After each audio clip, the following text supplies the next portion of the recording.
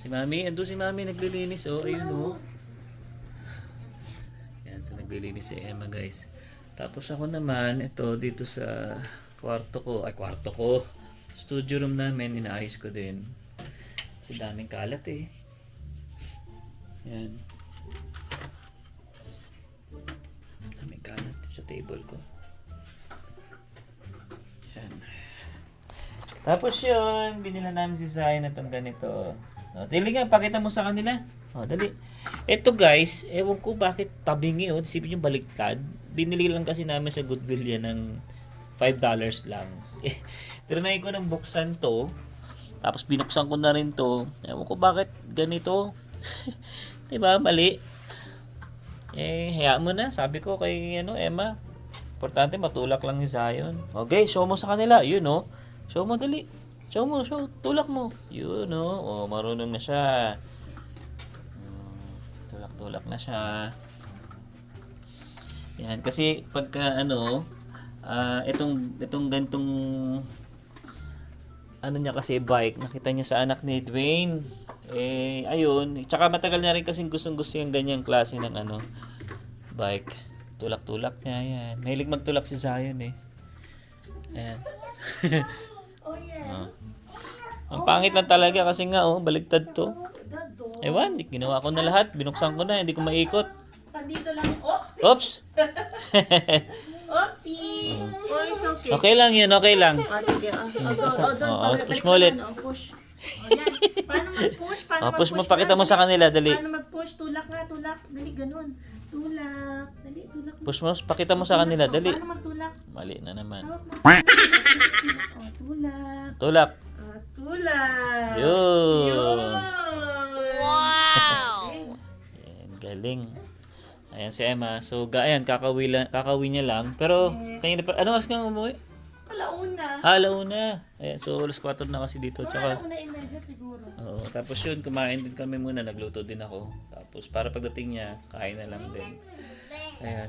Okay, so yun, gusto namin guys i-share sa inyo. Ito yung mga things na dapat alam nyo pagpunta nyo dito sa Canada. Yeah. So, Okay. either gagawin o dapat alam nyo na nag-e-exist ito sa Canada. So, unang-una, dito talaga sa Canada, merong strict driving rules. Alam mo yan. Nung una, medyo lito. Hindi. Yeah. Una, medyo hindi. Yan, bilang galing sa Pinas, ano yung na-observe mo Kaiba. na difference? Malaki guys yung pagkakaiba. Kasi dito, halos lahat ng driver dito, disiplinado. No? May ilan din naman talaga na medyo pasaway. Pero halos lahat talaga guys, napaka-disiplinado. Especially na lang guys sa mga speed limit nila. Yan, napaka-importante niyan. Tapos pangalawa, stoplight, yung mga pagtatawid yung mga tao. Kasi dito guys, importante yung tao. Kapag may dadaan sa gitna, sa pedestrian lane guys, kailangan mo talagang huminto. Kasi sa Pilipinas, medyo nakakalusot-lusot pa tayo, di ba? Yeah. Tapos kahit may makita kang tatawid na tao, go ka rin tayo. Pero dito, hindi. Hindi strict yung implementation ng rules. And although may mga rules talaga tayo o batas sa Pinas, dito siguro mas ini-implement, mas strict. Tsaka takot yung tao, syempre pag nahuli ka, ilang dollars agad yun na penalty. Yeah. Tsaka napansin ko rin dito guys, no? Hindi katulad sa atin sa Pilipinas, may MMDA, may pulisag sa highway or sa daan. Laging may presence doon. Oo. Dito, halos wala ka makikita guys. Talagang stoplight at saka camera lang doon sa stoplight ang meron. Kaya lahat ng tao dito talagang matatakot at matatakot ka talaga na mag-void ng rules talaga nila dito. Minsan ka mapupull over kapag nasaktuhan ka na doon nakatambay yung police. Yeah. Pero dito talaga yan, dadating na lang sa mailbox mo guys yung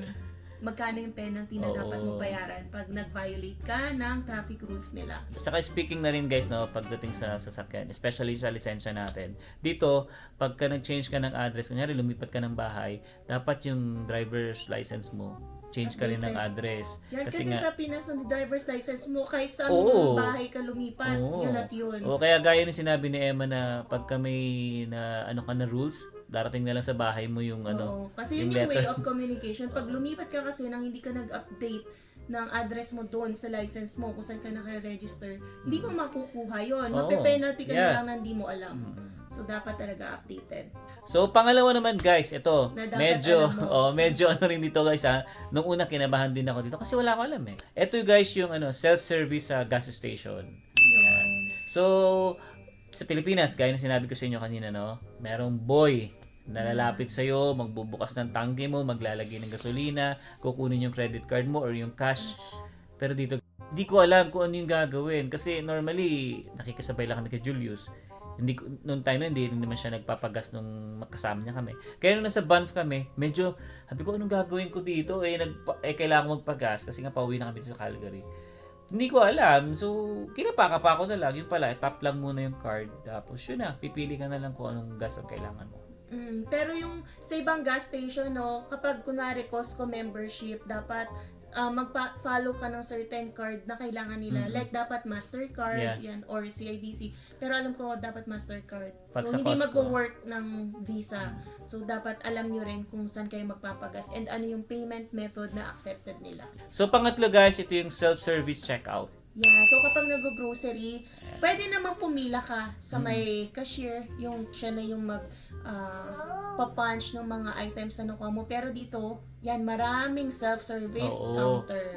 Halos lahat ng grocery store, merong ganun na ikaw talaga yung pwedeng mag-self-checkout.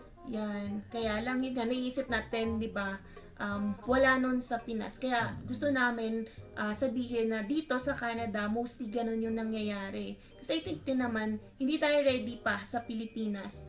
Kahit kunwari kami may business, ganyan, yung kapatid ko may business natin, helmet, kung ipapa-self-service checkout mo yun, ako baka wala nang naibayad. Kasi syempre, alam rin naman natin na hindi pa tayo ready. Hindi pa ready yung mga business people na magtiwala. Kasi mamaya nga hindi i-punch yung mga goods. Oo, kasi pwede, di ba? Pwede itakbo, pwede hindi i-punch yung items, pero dito pero syempre dito hindi guys, nakakatakot. Yan, may nagbabantay din naman minsan, pero yung ibang grocery stores walang nagbabantay sa nila, self-service. Pero sa Costco marami nag-a-assist. So it depends na lang din. Pero yan, yung self-service, yun din, isa sa dapat yung matutunan. Kahit noong una kami, ayaw namin mag-self-service. Nung dumating kami dito sa Canada, sabi ko, makapagtawanan tayo, hindi tayo marunong. Ano yung ibibip mo? Lalo na dun kami nahirapan sa mga fruits and vegetables. Oo, kasi kailangan mo timbangin kasi yun. titimbangin mo, hindi mo lang i-scan yun eh. So, hahanapin mo pa kung anong kind ng fruit yun. Which is, diba, minsan may ibang tawag sila. Minsan hindi pa natin alam yung English dun sa no?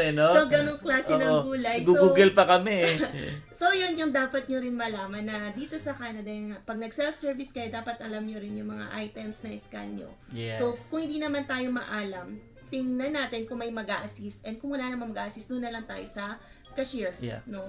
Pwede naman, kaya choice nyo naman yun eh.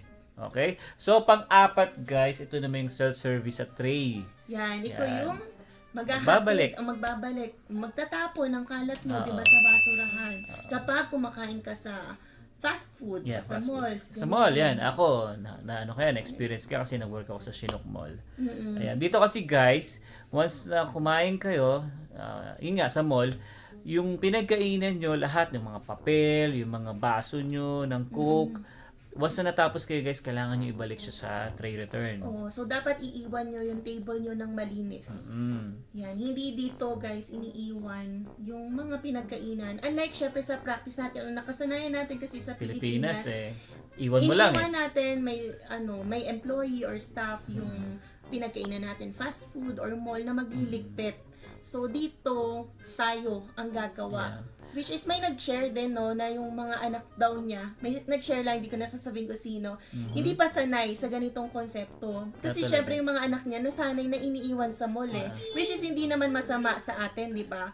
Although, sana may courtesy na iligpit natin para hindi na mahirapan yung staff. Although, hindi nga tayo ganon. Pero dito sa Canada talaga, dapat sanayin natin yung anak natin, dapat sanayin natin yung sarili natin na kada kain talaga, lilinisin natin. And hindi lang linis, hindi lang tapo na kung saan. Kasi minsan Segregate sinesegregate mo yan. pa.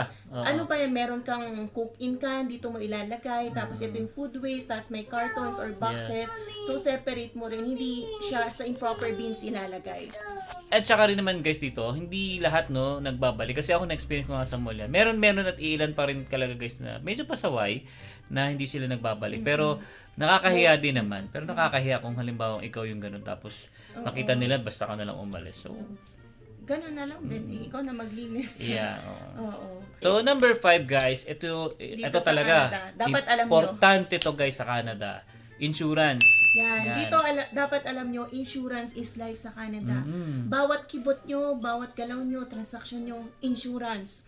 Life insurance, kung gusto nyo, tenants insurance yung pinakauna, Yeah. car insurance, mabigat Yeah, yan. bigat. So, yan yung isa sa dapat nyo i-consider. Hindi lang basta-basta kukuha kayo ng car. Yung una naming car, yan, second hand lang yon, so mura yon. Although sasabihin natin mura, pero guys, ang mabigat doon Insurance. ay yung insurance buwan-buwan. So, Ang magkano una nating bayad? $199 pero may tax, so $209 per month yung binabayaran natin. Pero yun nga, sa second hand yun. Which is, nag-increase na ngayon dahil kumuha tayo ng mas bagong sasakyan kumpara doon. And kapag finance kasi, minsan nagre-require talaga na ang insurance mo ay comprehensive. So, na-doble yun. So, gagawa na lang kami ng video next vlog sa natin mga yun, guys. nagtatanong kung magkano na ang car insurance namin ngayon, which has greatly affected our cost of living there. Yeah.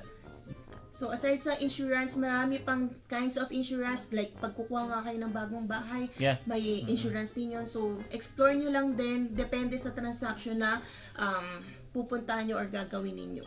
So, number 6 guys, dito sa Canada, yan, pagdating sa bus o transportation, di ba, meron tayong daily ticket or pwedeng monthly pass. Pwede yun, ibilin mo na online and then papakita mo lang yung QR code sa phone mo, itatap mo. Tap na lang Yan. dito guys. Pero guys, if ever kasi na hindi mo siya binili online, pwede kang magbayad sa bus. Driver. Yan. Sa driver. Yun, kaya lang I-drop dito, mo lang. honesty policy. Kasi hindi na tinitingnan ng driver kung magkano hinuhulog mo kasi may hulugan sila doon. So, honesty policy, malay natin na panay tigta 25 cents lang pala yung nilalagay mo. We don't know. So, parang hinahayaan na lang o nagtatrust na lang din sa'yo yung driver na inuhulog mo yung tamang price ng ticket na yun, which is nasa $3.50 yun yung minimum $3.75 per ride yun, which is 90 minutes valid. So, hindi natin alam kung magkano hinuhulog. Pero, di ba, ang great din ng policy nila kasi hindi mo na stressin na magsukli pa, magbarya pa, o maningil pa, which na, for example, kulang yung hinulog. So, honesty policy na lang nagtatrust sa iyo na ang hinuhulog mo na barya doon ay tama. Sa train naman, guys, hindi actually naggaganon. Oo, no? parang anytime nga, pumasok pwede ka lang pumasok, lapas-pasok ka lang Oo, walang tap ng phone. Oo, pero or ang QR code. masama dyan guys, once na natsempohan ka ng Yes. checker, May random check Oo. na nangyayari. Pero kasi sa biyahe ko, since last month na nag-start ako ng class, wala pa akong naabutan na nag-check sa train. So, honesty policy na naman yun. Yeah, Yung iba siguro, nagbabiyahe ng walang ticket. Pero we don't know eh. So, honesty policy na lang din. Kaya nga, yun nga, pag natsempohan ka talaga, malas mo. Yan. So, just Pero again, nakakatakot. Pero syempre, wag natin yung mga ganung bagay Oo. na basta na lang kunyari parang hindi tayo bibili ng ticket kasi nga alam natin na wala namang mag-check. Pero wag natin gawin 'yon kasi hindi maganda 'yon. Yeah, just a thing na dapat alam nyo. So, dapat i-observe nyo. Kapag kunwari gusto nyo bumili na lang ng ticket sa bus, dapat ready yung coins nyo. Kasi yun yung hulog nyo kasi wala nang suklian Tsaka yun. parang ano ba dito baby, pagka nag-drop, let's say $5 papel, di ba? Pag paano yan? Pag nag-drop ka, wala nang suklian yan. Wala na. Oh, Dapat okay. pay exact na. Kaya malas mo guys pag wala kang coins. Hindi naman mahalas. Ganun talaga yung policy. Ayun So, na nga. mag-ready ka ng coins or dapat bumili ka somewhere kung saan man na may nagsusukli. I just don't know. Okay guys, so number 7, ito yung Tim Hortons. Yan, Tim Hortons is life dito sa Canada. So, just a fun thing na dapat alam nyo, yung Tim Hortons guys dito sa Canada, grabe. Halos kahit saan makikita mo, lahat ng branches nagsulputan, whether mapa-mall, mapa-cinema, mapa-gasoline station, Yan, kahit saan, sa school namin may Tim Hortons, ang haba ng pila lagi, so hindi ko alam nga kung kailan ako makaka-order sa dami ng pumipila talagang estudyante. And since dito nga, Tim Hortons is live, kaya madaming branches, yun din yung isa sa pangunahing maraming, kinukuhang empleyado na Pinoy. Halos lahat nga eh. Yan, no? halos Karamihan. lahat na gusto mag-start, yung mga nag-working student, yan yung kinukuhang job, which is, yan, okay naman din talaga na pang part-time, lalo na kasi nag-fill in sila minsan ng mga, yung broken schedule, so hindi kailangan tuloy-tuloy. And don't worry naman guys sa mga Starbucks lovers, kasi hindi naman totally walang Starbucks dito sa Canada, although dominated talaga ng Tim Hortons talaga. ang Canada. And based sa research na nabasa ko, 8 out of 10 coffees ng bawat siniserve dito sa Canada ay Tim Hortons. So yan, so sobrang dami talaga. Pagkapasok ko pa lang sa school, lahat na usually nakakasalubong ko. Hawak talaga Puro Tims Tim na. Hortons. Parang yun na yung water nila. Bihira nga ako Oo. makakita ng Starbucks dito eh. No?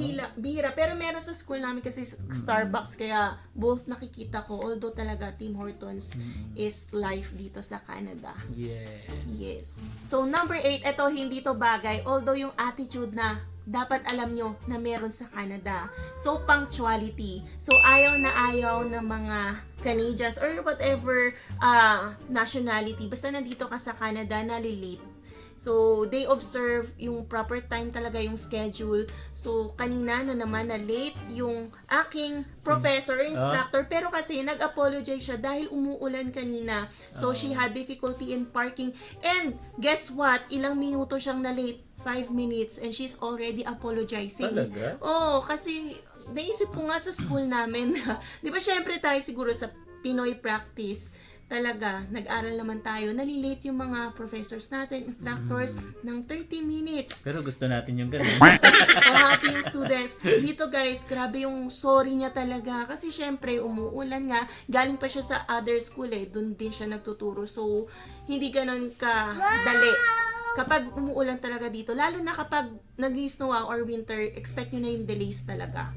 Yun. So, dito, bawal lang late kapag nandito ka sa Canada.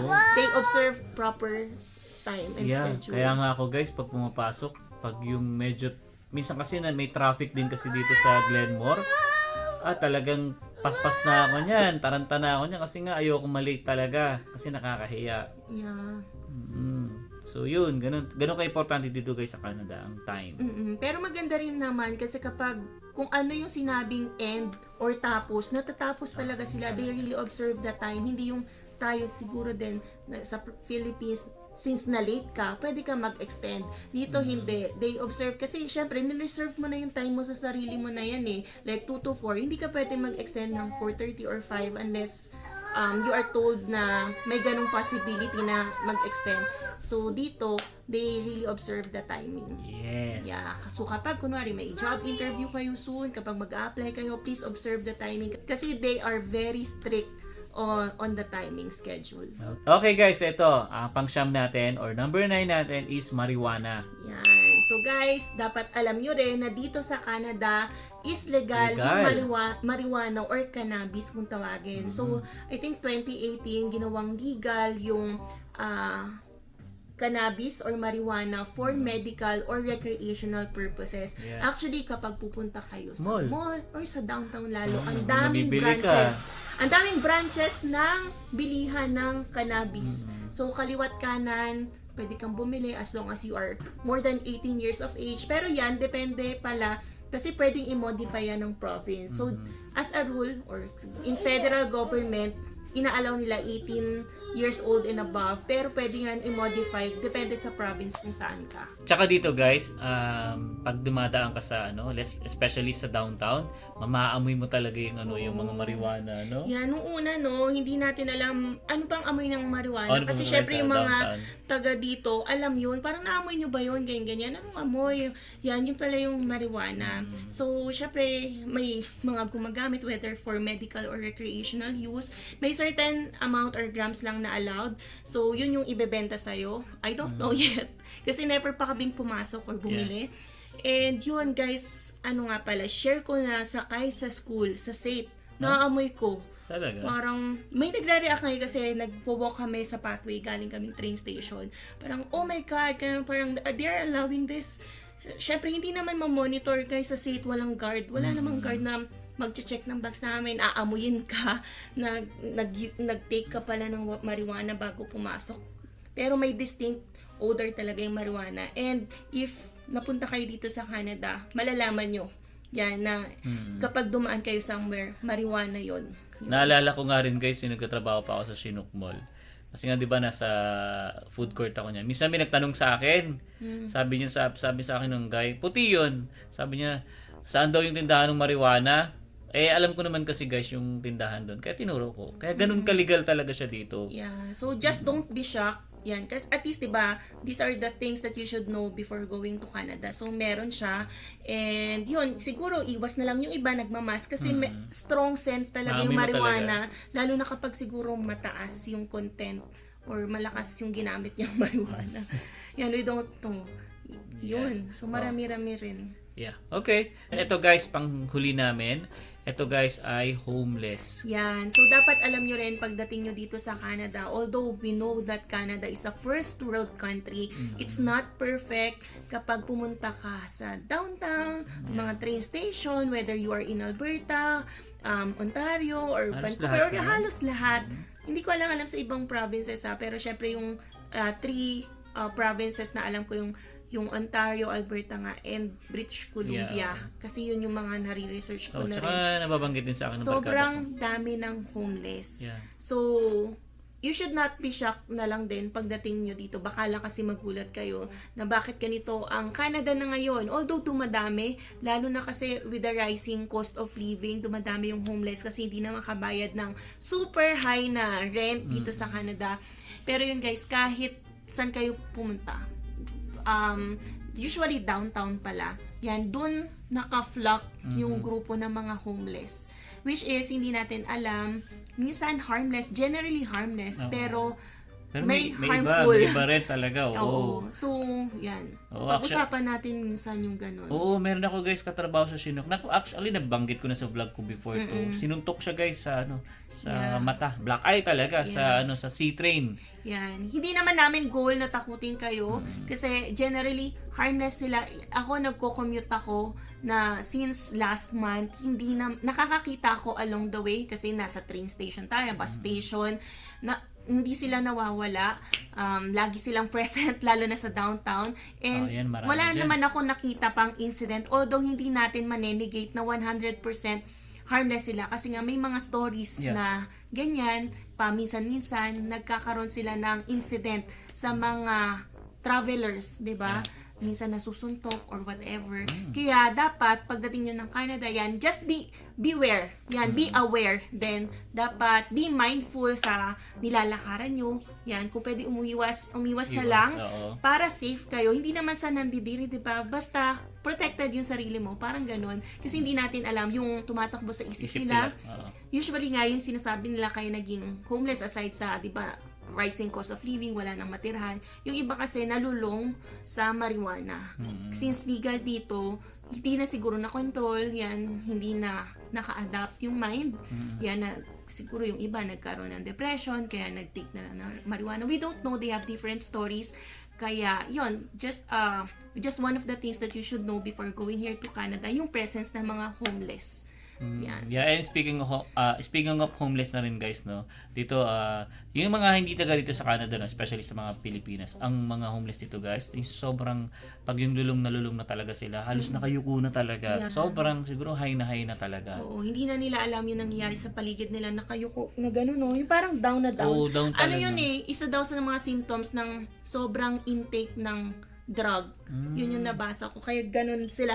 Lahat makikita mo or mostly sa kanila common. Lahat sila. Bakit lahat nakayuko? Parang ganun. So one of the common symptoms yun kapag nag-take ka ng severe high ng drug. Grabe, ano? Kasi sa Pilipinas, never pa ako nakita ng mga ganyan. Oo, mga sa Pilipinas, marami tayong namamalimos.